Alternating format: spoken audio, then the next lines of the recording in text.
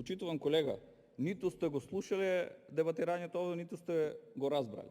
Дали е табак, никаде не ја спомнав. Ако сте имали напишено нешто да треба да го кажете, требало да го кажете на претходните дискутанти.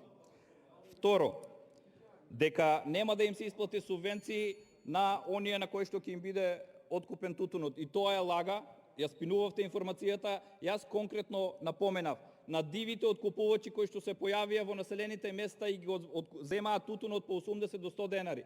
За овие нема да следуваат субвенции, не за оние на кои што имаат вишок на производство, како што вие го нарекувате, а тоа е недоговорно производство. Манипулирате, лажете и не ги слушате говорите на опозицијата, како што, впрочем, 6 месеци и сте глуви на сите овие работи. Второ, се обидовте да направите компарација. Најлоша година за тутунопроизводството е 2005 година, кога килограм тутун беше 50 денари, ветивте субвенции 30, исплативте 15 со малтретирање на земјоделците и затварање.